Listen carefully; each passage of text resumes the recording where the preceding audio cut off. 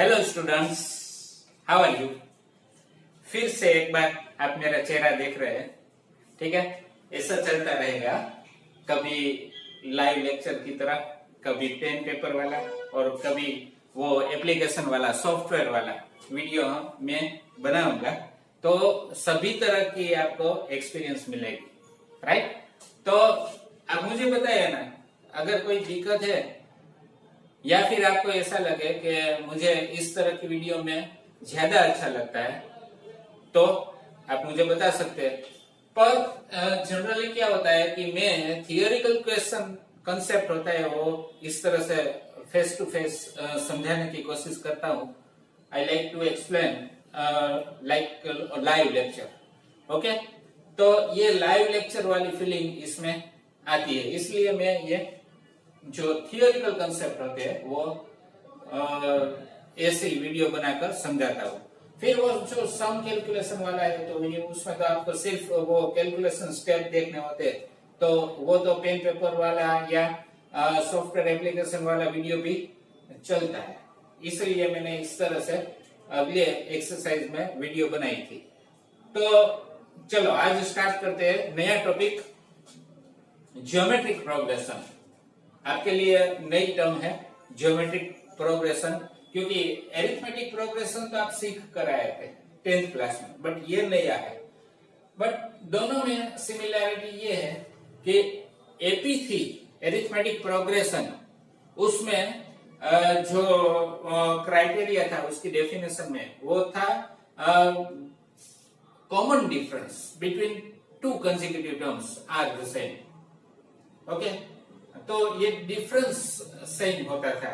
Suppose आपने ये AP ली थी, इन जनरल टर्म आप देखें A1, A2, A3, A4, A5 up to AN, इस तरह की आप एपी लेते हैं। तो उसमें आपने क्या देखा, आपने देखा कि यहाँ पे जो कंसेक्यूटिव टू टर्म्स का डिफरेंस है वो इक्वल आता है, डी डिफरेंस। तो मैंने ये जनरल फॉर्म में ये लिखा है consecutive two terms k belongs to n के लिए। इसका मतलब क्या है कि अगर आप k इक्वल टू 1 लेते हैं तो यहाँ पे a2 मिलेगा, यहाँ पे 1 मिलेगा, a2 minus a1 is d, okay. फिर अगर k इक्वल टू 2 लेते हैं तो यहाँ पे 3 मिलेगा, यहाँ पे 2 मिलेगा, तो a3 minus a2 is d। अगर आप k इक्वल टू 3 लेते हैं तो यहाँ पे 4 मिलेगा, यहाँ पे 3 मिलेगा, तो a4 minus a3 is d। तो इसी तरह से आप डिफरेंस निकाल सकते हैं किसके बीच का, टू कंसेक्यूटिव टर्म्स के बीच में। तो ये सभी all the time this is the same, so it is written in general form for AP arithmetic progression, that ak plus 1 minus ak is equal to d। तो ये बात थी AP के लिए।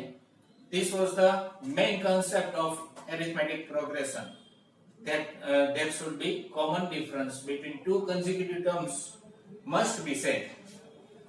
Now we are going to learn geometric progression. Geometric progression. Now what is geometric progression? See, we can say that if sequence 2, 4, 6, 8, 10 up to so on is given, then here it is take A1, this is A1, this is A2, A3, A4, A5, okay। तो अभी हमने समझा कि k equal to 1 है तो ये 2 हो जाएगा, A2 minus A1, 4 minus 2 is 2, difference will be 2। then if k equal to 2 then A3 हो जाएगा, तो A3 minus A2, 6 minus 4 that is 2। तो ये A4 minus A3 k equal to 3 लेने से मिलता है A4 माइनस A3। तो ये तो दिखाई देती है AP, है ना, क्योंकि difference is 2 and that is same, तो ये AP है। इस तरह से ये AB है, is AB by checking this method. Okay. Now if I take here 2, 4, 8, 16, 32 and so on. If I leave to write by dot dot dot, okay, तो मैं इसका लास्ट टर्म नहीं दे लिख रहा हूं, तो वहां पे सर्टेन टर्म यहाँ पे नहीं है. Infinite terms are there, so it is infinite sequence. If there is a last term, if I write here an, then it is definite sequence. ठीक है, तो इस तरह से आपको ये समझना है. बट अब यहाँ पे क्या देखते हैं कि ये देखो, अगर ये मैं A1 लिखता हूँ, ये A2 लिखता हूँ, ये A3 है, ये A4 है, ये A5 है, तो A1 की वैल्यू 2 है, A2 की वैल्यू 4 है, तो A2 upon A1 is equal to 4 upon 2 is equal to 2, है ना. फिर ये A3 है, 8, A2 है 4. अगर मैं ये इस तरह से लिखता हूं, A3 upon A2 is equal to 8 upon 4, then it is also 2. आप लिखते हैं A4 upon A3, तो 16 upon 8, तो ये भी 2 मिलेगा. आप लिखते हैं A5 upon A4, तो A5 की वैल्यू है 32 upon 16, तो ये भी मिला 2. So all the ratios of two consecutive terms are the same. That is 2. Equal ratio is there. Then this sequence is called geometric progression. In short, it is GP. Then in short, it is called GP. Geometric progression in full form. तो geometric progression हम कब कह सकते हैं? जब आपको जो भी सीक्वेंस दी जाए उसके दो कंसेक्यूटिव टर्म्स के रेशियो इक्वल मिलते हैं, तो वो जीपी है, जियोमेट्रिक प्रोग्रेशन है. तो आप इस तरह से इसको डिफाइन करेंगे कि if ratio of to consecutive terms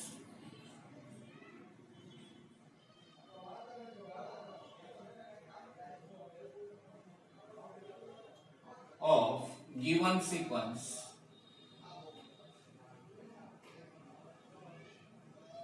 is same, then it is called GP. GP means geometric progression. तो ये आपको देखना है. तो अब इसको मैं जनरल फॉर्म में किस तरह से लिख सकता हूँ? जनरल फॉर्म में मैं इस तरह से लिख सकता हूँ कि AK plus 1 upon AK should be same, equal. Okay, तो अब ये जो सेम वैल्यू है उसको मैं रेशियो कहता हूं. तो रेशियो के लिए मैं स्मॉल r लेटर लिख रहा हूं, यहाँ पे स्मॉल r. यहाँ पे देखो D for difference, same difference, common difference. यहाँ पे रेशियो, R फॉर रेशियो, तो ये R मिलेगा. ठीक है, तो आप ये सेम वैल्यू जो मिलती है उसको बोलेंगे R. तो अब यहाँ पे सेम लिखने की जरूरत नहीं है.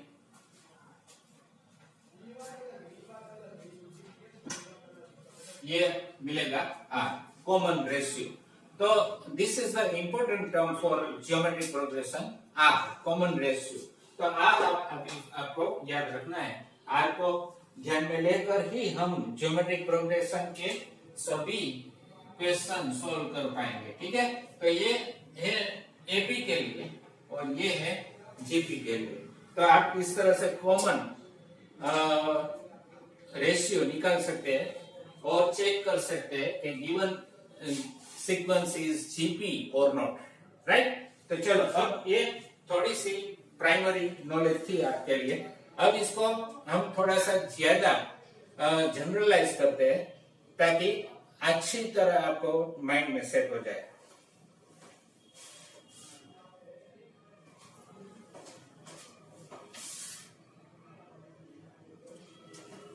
एक और एग्जांपल समझते हैं। सपोज आपको ये सीक्वेंस दी जाती है कि 3 -9 27 -81 243 अप टू so on। तो आपको चेक करना है ये जीपी है कि नहीं, ठीक है। तो जीपी है कि नहीं ऐसे ये कैसे चेक कर सकते हैं, इसको हम A1 कहेंगे, ये A2, ये A3, A4 और A5। तो 5 टर्म्स है हमारे पास। तो अब हम ये जो अभी अभी हमने समझा था ना कि AK+1 अपॉन AK ये चेक करना है। तो ये R होता है। तो R कब होता है, जब वो इक्वल आए, सेम आए। तो अब अगर हम k = 1 लेते हैं तो क्या होता है, A2 अपॉन A1 होता है। तो A2 -9 अपॉन A1 3, तो ये मिलता है -3। अब k = 2 होता है तो शू लेते हैं तो शू क्या होगा कि k = 2 + 1 A3 होगा। यहाँ पे k = 2 A2 मिलेगा, तो A3 की वैल्यू है 27, A2 की वैल्यू है -9, तो ये मिलेगा -3। k = 3 लेते हैं तो क्या मिलेगा, 3 + 1 4 A4 अपॉन A3, यहाँ पे 3 लेना है तो A4 is -81 upon 27, 27 3s are 81 and -3। k = 4 लो तो क्या मिलेगा, A5 मिलेगा, A5 अपॉन A4, तो A5 is 243 upon -81, that's why it is -3। all are same, equal to R। so here the common ratio are equal, then it is called GP। here for k belongs to n, we can write AK+1 minus AK is equal to -3, that is R, hence it is GP, then it is GP। तो ये GP हम ये check कर सकते हैं, ठीक है। तो इसी तरह से एक और एग्जांपल समझ रहे हैं।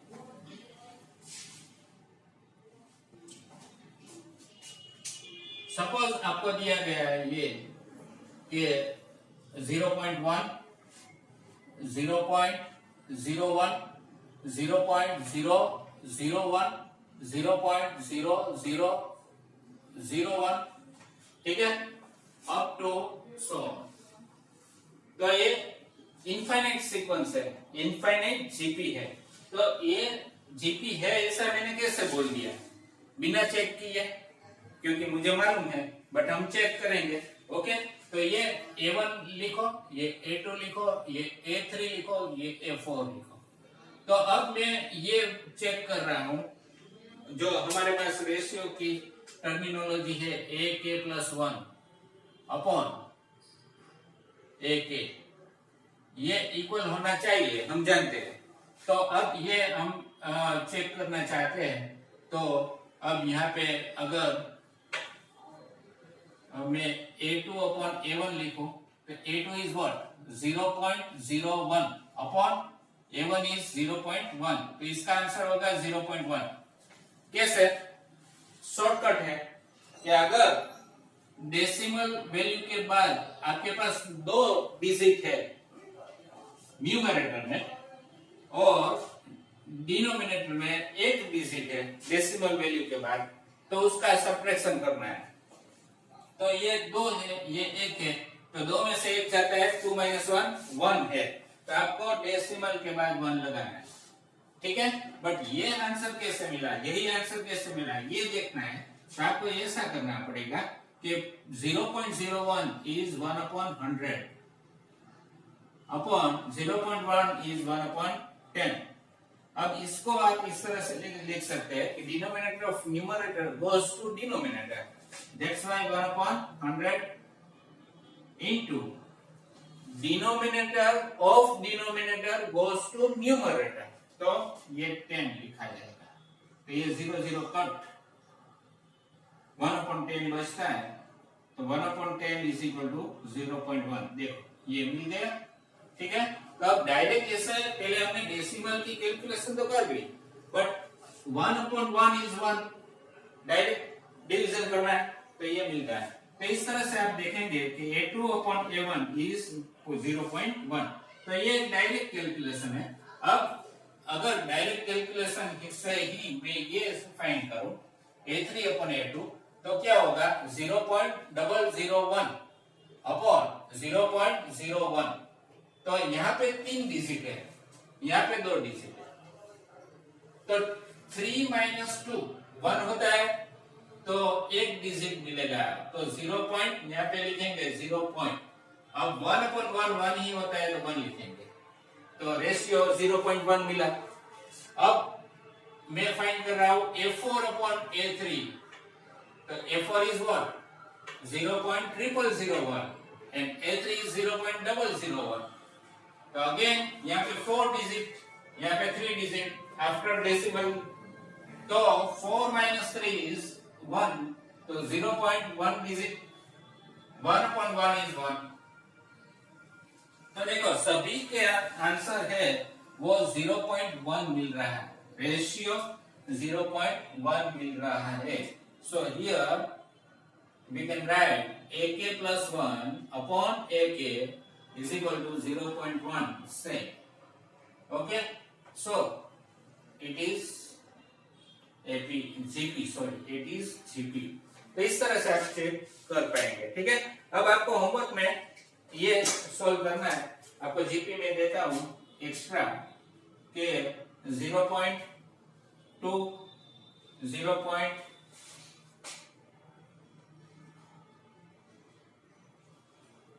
0.008 0.0016 अप टू सो ऑन, इसको चेक करना है आपको जीपी है कि नहीं, ठीक है। तो ये आप कर पाएंगे। चलो, तो ये मैंने बेसिक एक्सप्लेनेशन आपको दे दिया, ठीक है। उम्मीद है, आई होप कि आपको समझ में आ गया होगा। Simply ratio between two consecutive terms are same, then it is sequence, given sequence is GP, geometric progression, ये आपको याद रखना है, ओके।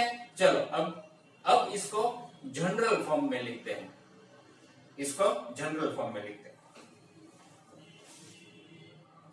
चलो स्टूडेंट, अब जनरल फॉर्म ऑफ जीपी समझते हैं।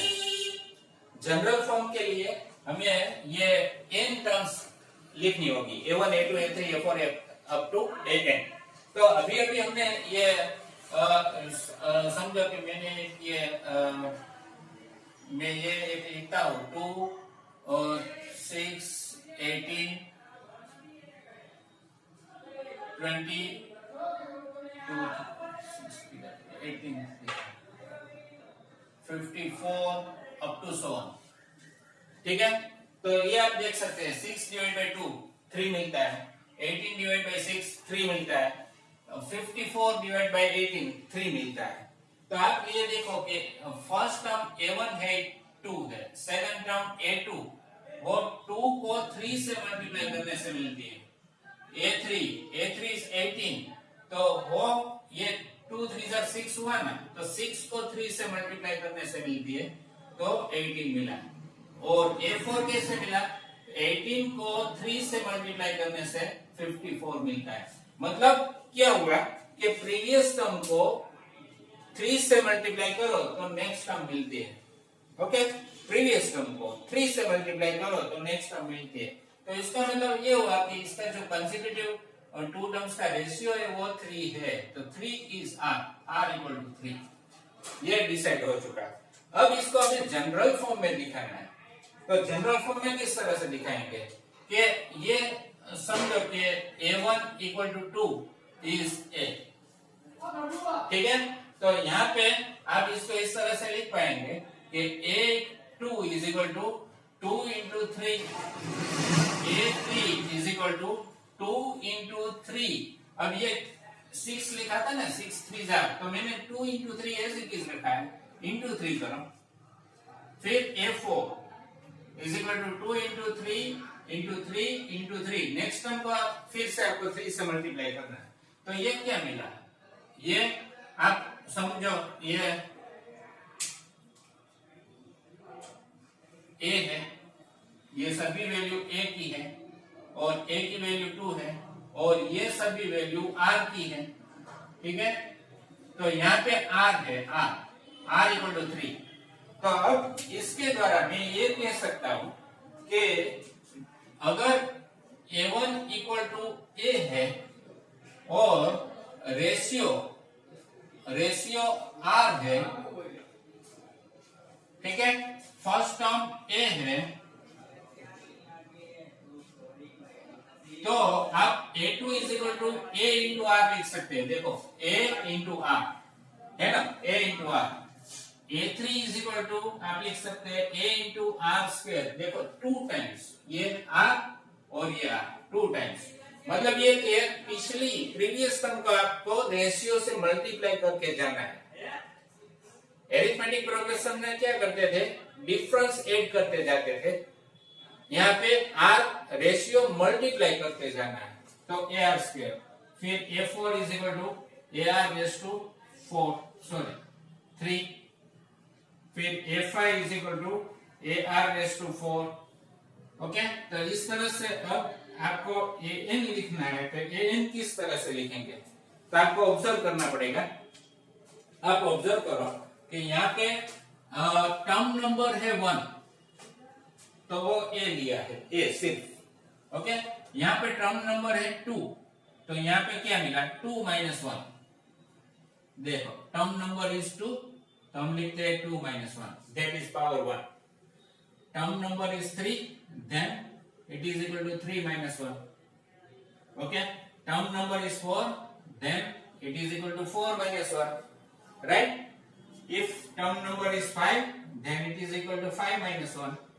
तो अब यहाँ पे term number is n, then we can write it as a into are raise to n minus 1। जो भी नंबर है उसमें से एक घटा दो, माइनस कर दो, तो वो r की पावर मिलेगी। तो इस तरह से हमें मिलता है nth term formula an is equal to a into r raised to n minus 1। This is the nth term formula of GP। Okay, तो ये nth टर्म फॉर्मूला आपको याद रखनी है, nth टर्म फॉर्मूला,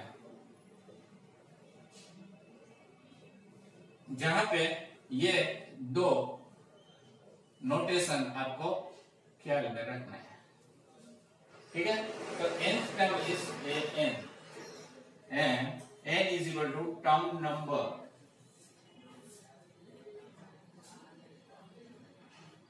तो ये nth टर्म की formula मिल गई। अब हमें समझना है इसका summation, addition of first n term of GP. चलो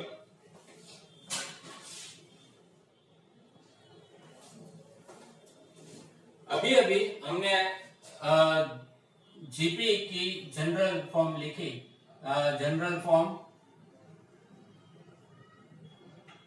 ऑफ जीपी अभी हमने बताई, क्या बताई कि a first term a, then AR square, AR cube, आपको R मल्टीप्लाई करते जाना है, ठीक है, AR cube up to last nth term AR raise to n minus 1। This is the general form of GP। Now we want to find Sn, sum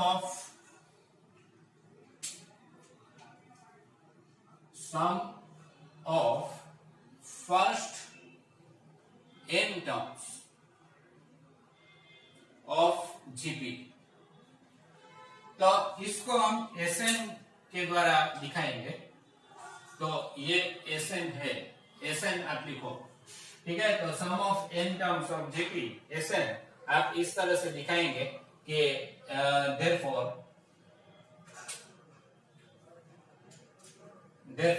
Sn is equal to a plus AR plus A R square plus A R cube plus up to plus A R raise to N minus one, sum of first N terms.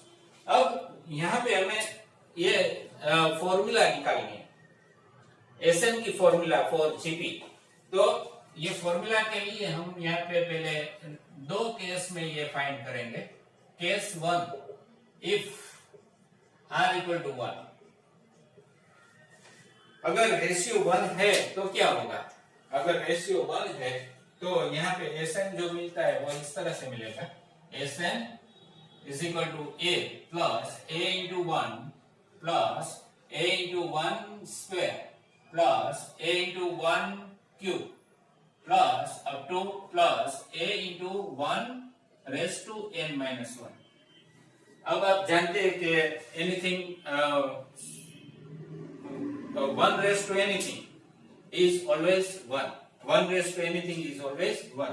तो ये इस तरह से मिलेगा, S N a plus a plus a plus a plus up to plus A.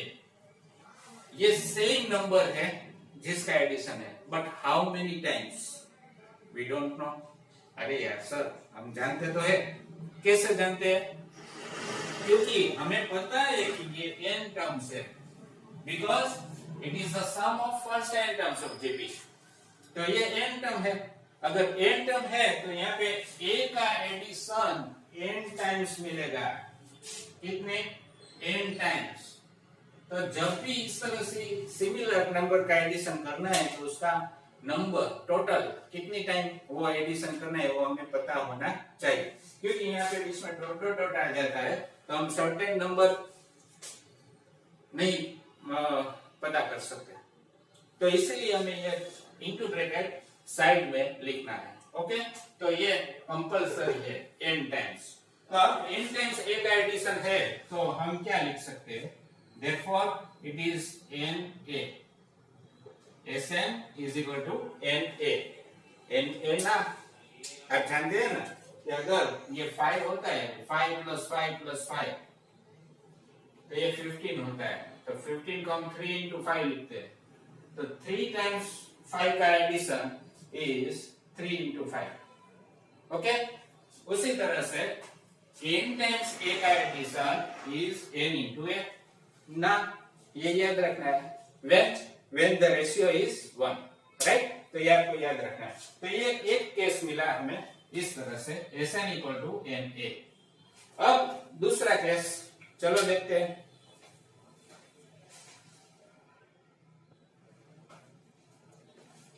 Case 2, if r not equal to 1, पहले लिए था r equal to 1, अब लेते हैं r not equal to 1। तो if r not equal to 1, then this sum will be the same as it is. Okay? But हमें formula चाहिए, इस तरह से हमें नहीं लिखना, हमें फॉर्मूला चाहिए।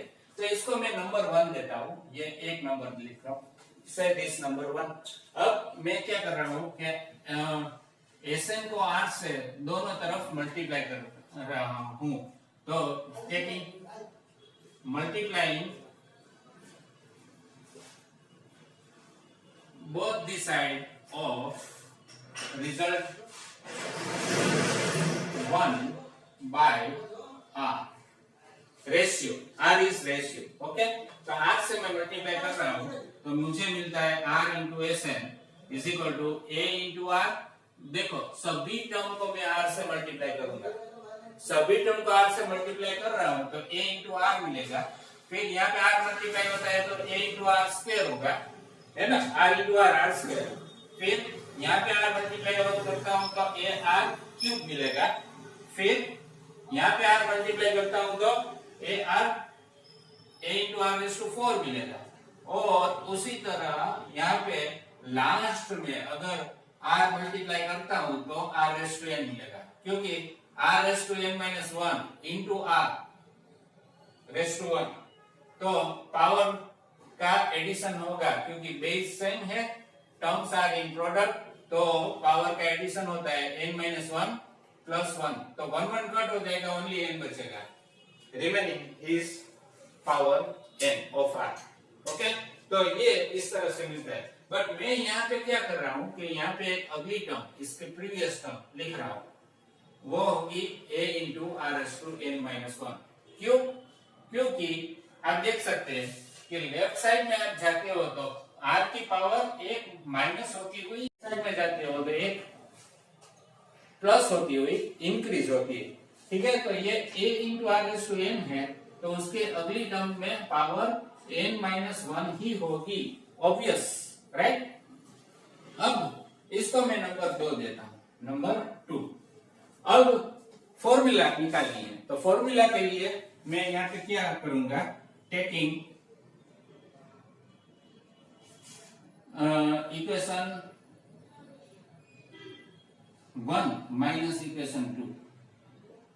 ठीक है, इक्वेशन 1 और इक्वेशन 2 का सब्ट्रैक्शन कर रहे हैं, तो इक्वेशन 1 और इक्वेशन 2 का सब्ट्रैक्शन अगर करते हैं तो उसमें क्या होगा कि Sn माइनस लेफ्ट साइड में Sn minus r into Sn मिलेगा, Sn minus r into Sn इस तरह से मिलेगा, इक्वल टू राइट साइड में क्या मिलेगा, a माइनस a वाली एक भी टर्म नहीं है सेकंड रिजल्ट में, तो a एज इट इज रहेगा, है ना, a वाली कोई भी टर्म नहीं है तो एज इट इज रहेगा।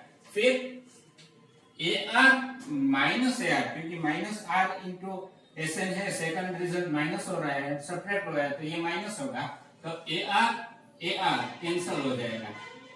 ठीक है, उसी तरह ar स्क्वायर भी कैंसिल हो जाएगा, ar क्यूब भी कैंसिल हो जाएगा। याद रखिए क्या हम सब्ट्रैक्ट कर रहे हैं, माइनस कर रहे हैं, तो ये ar cube minus ar cube cancel. आगे यहाँ पे ar रेस टू 4 होगा, यहाँ पे वो भी कैंसिल, यहाँ पे होगा। फिर ar raise to n minus 1 भी कैंसिल, तो ये एक बाकी बचेगा, तो ये बाकी बचेगा बट कैसे, माइनस होके, क्योंकि वो सब्ट्रैक्ट हो रहा है, तो यहाँ पे minus a into are raise to N minus मिलेगा, sorry a into are raise to n, ये टर्म मिलेगी, ये टर्म मिली है a into are raise to n, तो ये माइनस हुई। अब हमें Sn की फॉर्मूला मिल जाएगी, देखो कैसे, तो ये लेफ्ट साइड में से मैं Sn कॉमन निकाल रहा हूं, तो 1 माइनस आर मिलेगा, राइट साइड में से मैं a कॉमन निकाल रहा हूं, तो 1 minus r raise to n मिलेगा। ठीक है, तो Sn इक्वल टू क्या मिलेगा, ये 1 माइनस आर जाने दो नीचे, आप जानते हैं कि r is not equal to 1, so 1 minus r not equal to 0, तो हम डिवाइड कर सकते हैं, तो 1 minus r raise to n upon 1 minus r, because r is not equal to 1, therefore r minus 1, sorry 1 minus r is not equal to 0। तो ये formula मिली, तो ये जो फॉर्मूला है वो Sn की फॉर्मूला है। ठीक है, ये Sn की फॉर्मूला है, ये आपको याद रखनी है। बट अगर आपको ये समझ में आए कि मुझे इक्वेशन 2 माइनस 1 करना है, 1 माइनस 2 नहीं बट 2 माइनस 1, तो आपको रिजल्ट ये मिलेगा, ये रिजल्ट मिलेगा, Sn is equal to a into are raise to n minus 1 upon r minus 1, तो ये भी सही है, it is also true, right, इसमें कोई दिक्कत नहीं है। आगे इसको भी आपको लेना है, ले सकते हैं, बट ये समटाइम्स कोई बुक्स में ऐसा लिखा है कि ये जो फॉर्मूला है वो अगर r लेस देन 1 है तो आप लेते हैं, ठीक है, r की वैल्यू 1 से कम है तो आप लेते हैं, और ये जो है अगर r की वैल्यू 1 से ज्यादा है तो लेते हैं, तो उसमें कोई प्रॉब्लम नहीं है। ठीक है, कोई प्रॉब्लम नहीं है, ये आप ले सकते हैं, कोई भी ले सकते हैं। तो इस तरह से ये Sn की फॉर्मूला जीपी के लिए मिल गई, sum of first n terms of geometric progression, तो इसको हमें याद रखना है। ओके, तो चलो स्टूडेंट्स, इस वीडियो में इतना ही, अगली वीडियो में ज्यादा नया पॉइंट लेके कुछ अलग सीखेंगे। Okay, till then take care of yourself, bye bye.